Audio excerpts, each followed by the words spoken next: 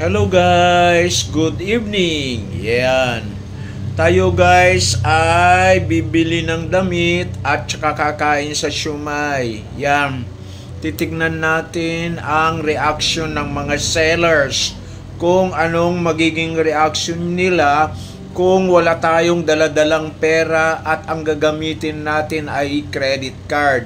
Ano kayang mga reaction nila guys? Tayo ay gagawa ng isang prank sa pagkakataon na ito guys. Subaybayan natin.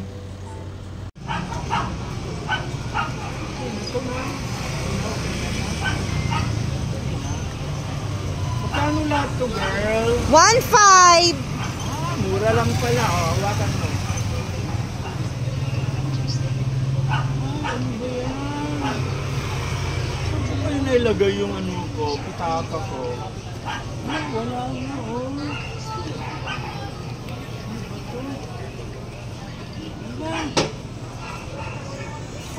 Pwede credit card? Ay nako, hindi to malaking mall. Ito na lang. Hindi yan pwede. Okay lang kayo. Credit card talaga. Hindi pwede yan. Wala yung pitaka ko doon. Ay umayos kayo. Pagkatapos nyo mga alkal dyan, credit card ibayad nyo. Ito na to.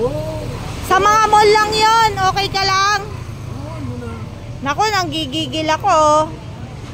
Pwede talaga. Ano na Hindi yan pwede.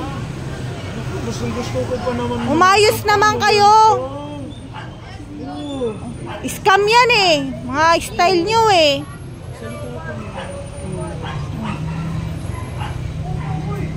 Ano? Ay, mo pa Huwag kayong ganyan.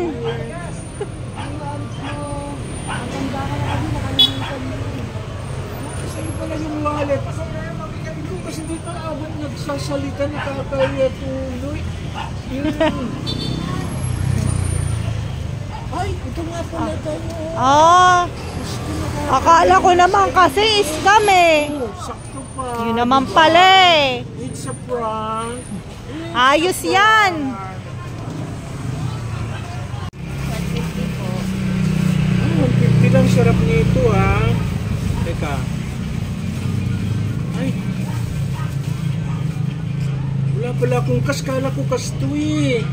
Pwede credit card? Ito oh. Kuya, di ko kami natanggap ng credit card. Di po to mall. Ay, kala ko tuloy mall pala ito. Ano ngayon yan? O, di aalis na lang kami. Ang galawan mo kuya. Sanay ka na ah. Sabi ka ata eh. Hindi naman, grabe ka naman. Hindi lang sinasadya yun. Oh. Ano? Mag-ugas na lang kami ng pinggan. Hindi naman kupingan eh. Sabihin mo ng pangalan. Sarap naman pala.